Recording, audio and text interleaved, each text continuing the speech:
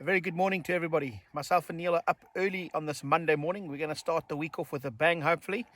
We're up around the Buffalo Plains area, which is to the back of the lodge. We're following up on Imbiris. We did hear them roaring a little bit last night. We're following up on Imbiris, and we're going to hang around the lodge and maybe go slightly north this morning. But let's see what we can find on this fantastic start to the week.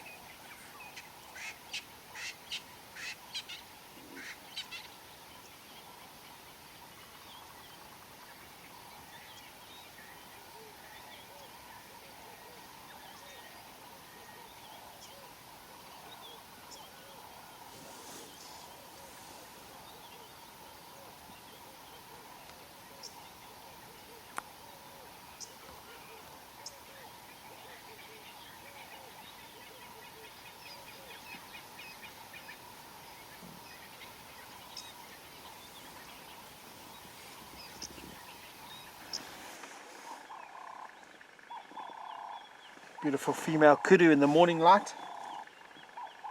Still quite chilly this morning. Waiting for it to warm up a bit and hopefully the animals will be a bit more active.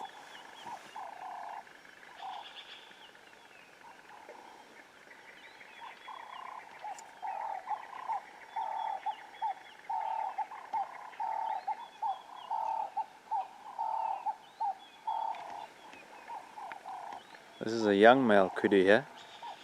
The young male's horns usually start pushing out when they get to about 6 months. So I'd say this guy is almost a year old now. Horns just going above the ears there.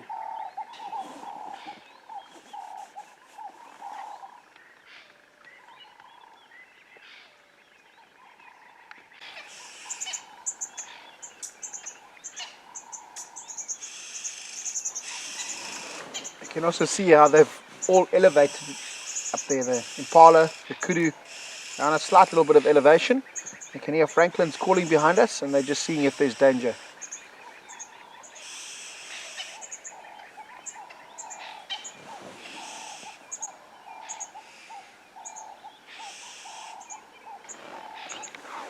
Guys, we came into this area and we had a report of a male cheetah that was seen. We've been looking here for about the last half an hour and we thought we were coming close with baboons alarm calling, but we've bumped into a female Nharu. Seems to be one of the younger Nharu females, and I would say the baboons are calling for her.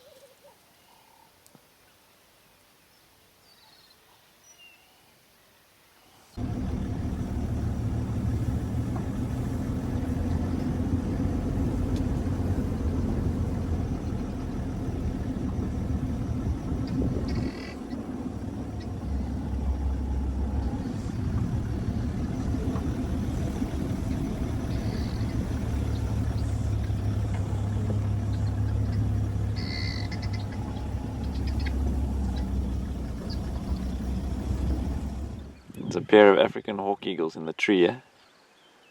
You can hear the squirrels alarm calling at them.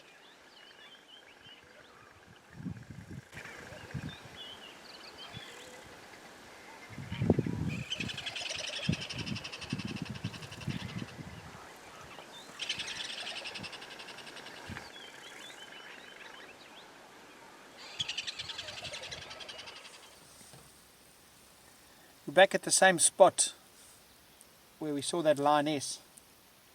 I think once again it's Cheetahs 1, Alan Neil 0. We're going to make our way back towards the northern area because we've really scratched and searched this whole area and nothing.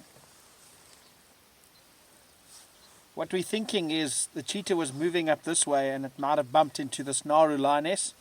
When we arrived, the Nharu lioness was contact calling, so the cheetah could have easily heard that contact calling and gone in any direction to get away from this lioness. The adults definitely have cubs.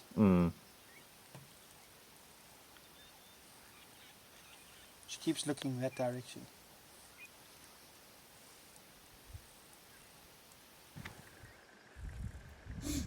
Once again, you can see some of the effects the rutting season takes on these male impala. You can see with this one, he's quite thin, looking quite tired.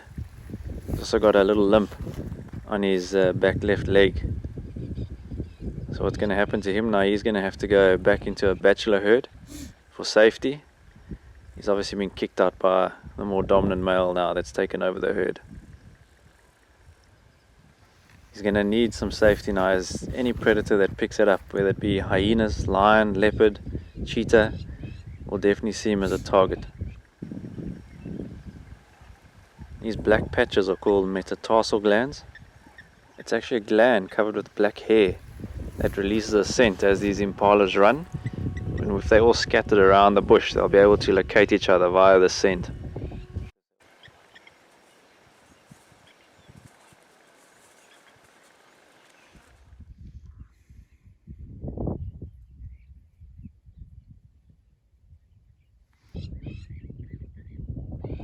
So we stopped at this old buffalo skull here. It was a big mature male buffalo. He was killed by a group of lions. We're right here in Mantabeni Pan, so obviously he came for a drink, or the herd was down for a drink, and the lions took him down right here. Just a brief introduction to our antelopes and buffalo's horns. Underneath here, under this black covering, is a solid bone. So the bone will end up pretty much at the tips here. It's a solid bone underneath, and this black layer is keratin, and that's where we're going to lead into. If you come have a closer look here.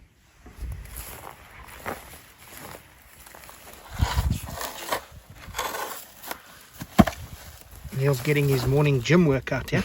It's quite heavy. This thing is very heavy. If you have a look underneath the horns here, there's all these tubes. So what happens here, once this buffalo dies, a moth will come and lay her eggs on this keratin layer. It's called a horn boring moth. It will actually feed on the keratin, and that's a wonder of nature, because there's only a few species in nature that can actually digest keratin. If you look at hyenas, lions, even your cats at home, they'll have to cough up fur balls because they can't digest hair.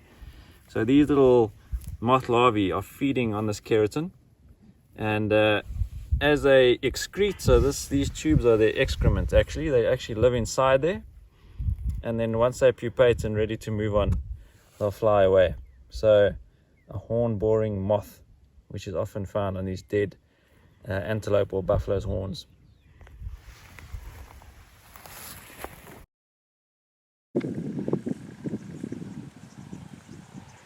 We got tired of showing you a dead buffalo, so we decided to show you some live ones. A nice breeding herd sitting in the grass here, just soaking up the sun.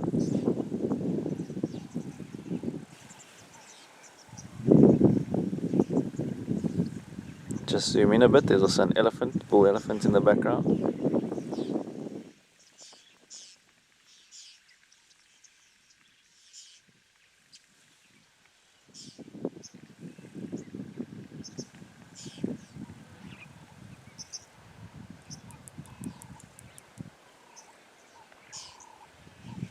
Probably my favourite sound of the African bush in terms of bird calls.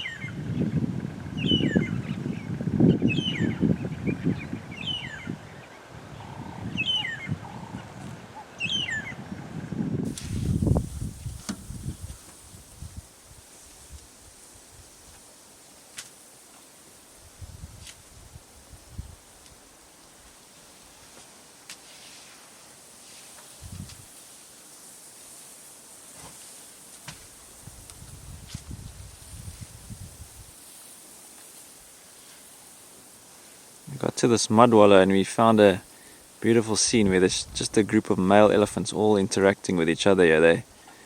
Some of them are lying in the mud, some of them are splashing the mud onto their bodies, the others are just sort of nudging each other. There's one who's actually falling asleep.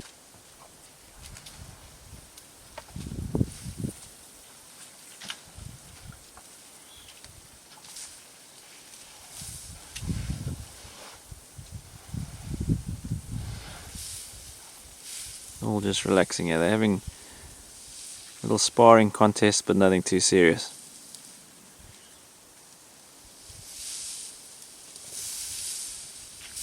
Males of different ages here.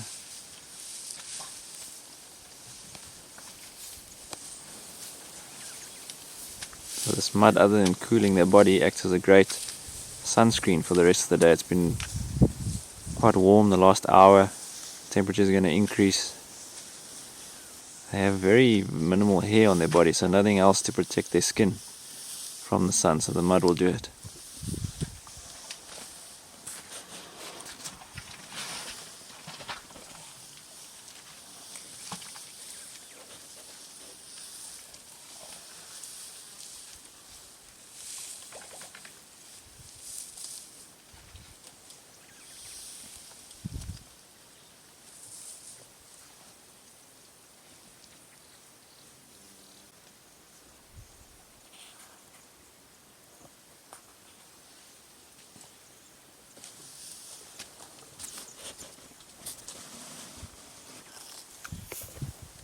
Just to give you guys a different angle of this beautiful scene here.